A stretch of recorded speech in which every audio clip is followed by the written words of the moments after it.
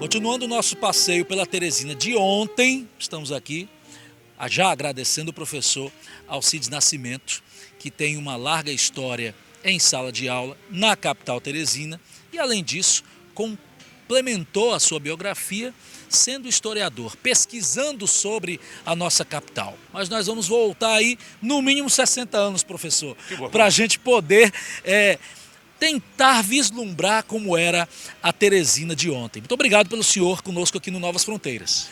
Eu agradeço a vocês também e eu espero que possa contribuir com a emissora de algum modo e que minha intervenção aqui possa ajudar os teresinenses de algum modo a ouvir o programa e ter informações que alguns possam não ter. Professor, o senhor nasceu em Piripiri, passou por Castelo e finalmente chegou à capital. Que capital foi aquela que o senhor encontrou quando o senhor chegou aqui? Olha, a cidade era uma cidade muito pequena e eu cheguei nos anos 50, 56, 57 e desci em frente ao Hospital Getúlio Vargas, porque os ônibus ou o transporte interestadual atravessava a cidade passando pela Frei Serafim. E eu desci em frente ao Hospital Getúlio Vargas. Eu era muito criança, mas dali eu fui para a zona sul da cidade, mais precisamente para o bairro Pissarra. Já saindo para o bairro Catarina. E essa região não tinha calçamento em lugar nenhum, não tinha água tratada, não tinha energia elétrica, e eu estou falando começo dos anos 60. Que Frei Serafim era essa que o senhor desembarcou na década de 50? Bom, a Frei Serafim, fatalmente eu vou dizer fatalmente, era ainda uma zona residencial. O calçamento era de paralelepípedo, eu lembro muito bem disto. O canteiro central se parece um pouco com esse que está aqui, sem as fontes luminosas do Alberto Silva dos anos 70. Correto. Mas a arborização era o oitizeiro. Ela continua lá presente, a arborização com o oitizeiro. Teresina nessa época era uma cidade, como o senhor já disse, bem pequena, interiorana de fato. Mas olha, eu gostava muito da cidade nesse período. Eu posso te garantir que ela era menos quente do que é hoje. Por quê? Porque a cidade foi crescendo muito, a vegetação do entorno dela foi sendo devastada, os quintais da cidade desapareceram para dar lugar a espigões ou a construção de clínica ou de moradia mesmo, porque Teresina foi uma cidade que no começo do século XX um poeta chamou de Cidade Verde. Correto. Né? Os quintais da cidade neles tinha mangueira, cajueiro, laranjeira, enfim. Deixou de ser? Claro, deixou de ser, né? Essas áreas foram ocupadas, aqui no centro da cidade, elas foram ocupadas por construções, não é? E no entorno, como disse, foram construídos conjuntos habitacionais e foram muitos os conjuntos habitacionais. Não há como não negar, mesmo não tenha pesquisado sobre o clima, que a temperatura de Teresina não tenha aumentado de lá para cá. Teresina sempre foi cercada, cantada, reconhecida por estar cercada pelos rios Parnaíba e Poti. E Teresina era aquilo, tão somente aquilo. Depois, do outro lado do rio, não tinha nada. Eram quintas e zona rural e áreas territoriais imensas ocupadas por fazendas. Zona Leste, por exemplo, onde nós estamos. Quando ela começou a crescer, quando ela começou a ser habitada? Olhe, a ocupação mais acelerada começou depois da construção da ponte Juscelino Kubitschek. Nos anos 60, aí já é pesquisa que eu realizei, eu encontro, eu não sei se já se chamava imobiliária, loteando. O que é bairro de Fátima eram lotes a perder de vista e o pagamento desses lotes era a perder de vista. Eu lembro muito bem que vieram tios da zona rural do interior de Piripiri E eles compraram lotes de terra baratos, porque e eram, eu vou dizer que eles compraram e barato porque eles trabalhavam na construção civil. Eles eram pedreiro ou ajudante de pedreiros. Então, cabia no bolso deles, então, um lote de terras no bairro de Fátima. Ali no Horto, por exemplo, eu tenho ainda um tio morando lá, que aposentou-se como pedreiro. Aqui no fundo da igreja de Fátima, eu tenho um tio que aposentou-se como mestre de obra da construção civil. E ele não chegou aqui mestre de obra da construção civil, ele chegou como um ajudante pedreiro. Então, veja, aquela área foi inicialmente ocupada, desculpe, por pessoas de baixa renda. Se não fosse isso, para que o Centro Social de Fátima, que Dom Avelar construiu para atender a pessoas de baixa renda, com dificuldades para atendimento médico, atendimento odontológico, espiritual também. No outro lado da cidade nós temos a Zona Sul.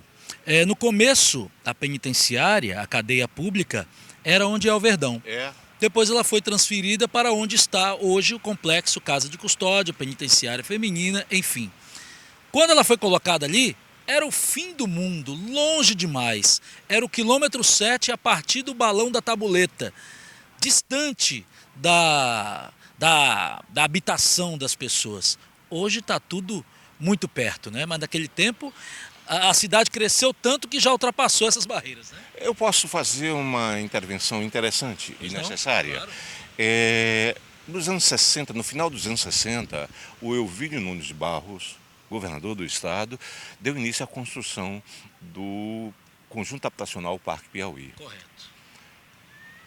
Ficou um vazio enorme Entre a Tabuleta entre a Tabuleta, a cancela do posto fiscal, que ficava mesmo na Tabuleta. Correto. Ficou um vazio enorme entre a Tabuleta e o Parque Piauí. Isso foi um boi de engorda, como se diz, porque a especulação imobiliária se ajeitou, se ajustou com isso e foi vender terras ali. Do mesmo modo aqui na zona leste, né?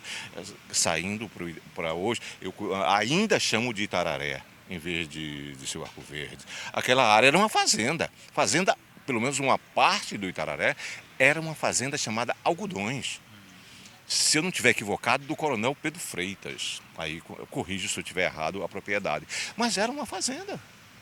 Então, olhe, essa área da Zona Leste toda, ela começa a ser ocupada dos anos 50 e nos anos 60 e até nos anos 90, Teresina teve um crescimento demográfico grande. Vocês é só olhar as pesquisas que vocês vão ver que esse crescimento foi intenso. E a cidade foi crescendo horizontalmente. O crescimento vertical de Teresina é dos anos 90. Não é? Ela foi crescendo horizontalmente e foi ocupando essas áreas. E áreas com problemas sérios de infraestrutura urbana, porque esses conjuntos foram construídos e lá ainda não tinha água, não tinha energia elétrica, não tinha calçamento, só tinha lugar para as pessoas morarem, casas bem precárias. Isso com todo o conjunto do modelo do Itararé. Não é? Isso tanto para a Zona Sul, como para a Zona hoje Sudeste. Foi assim que essa cidade foi crescendo.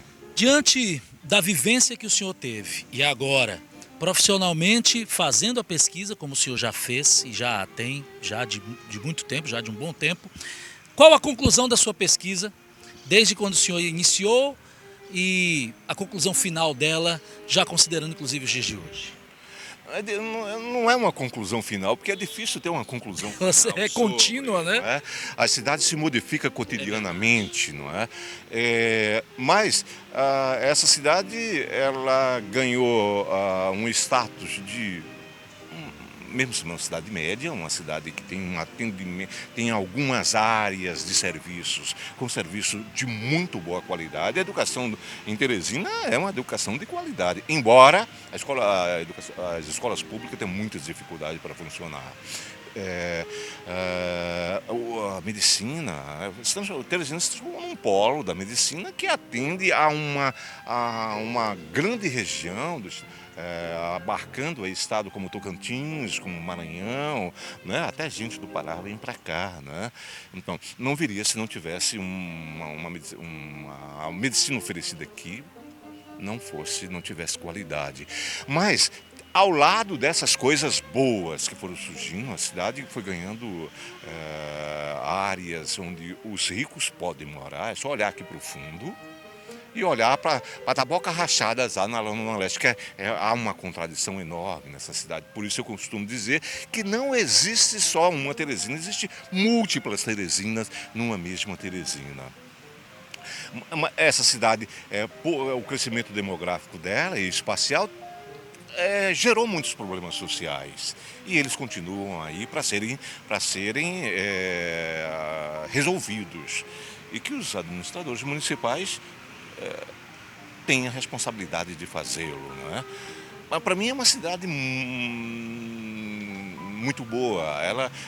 Ainda hoje eu disse que ela me deu tudo que eu tenho, né? Eu tive uma escola pública de qualidade, no ensino fundamental, no médio, na graduação. Só saí para fazer mestrado e doutorado fora daqui, não é? Mas eu agradeço muito a essa cidade e gosto muito dela. Eu dizia nos anos 90, né, quando eu fiz uma pós-graduação em Belo Horizonte, que eu não sairia daqui para qualquer cidade do Brasil. Eu continuo dizendo, apesar desse sol para esse sol aqui, desse calor intenso, eu gosto muito da cidade. E a mensagem desse professor para a aniversariante Teresina e para quem mora nela? Vale a pena persistir?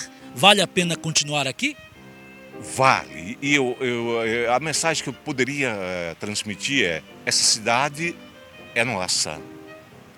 Nós temos a responsabilidade de construí-la e construí-la de forma que as desigualdades que ela apresenta hoje sejam pelo menos minimizadas.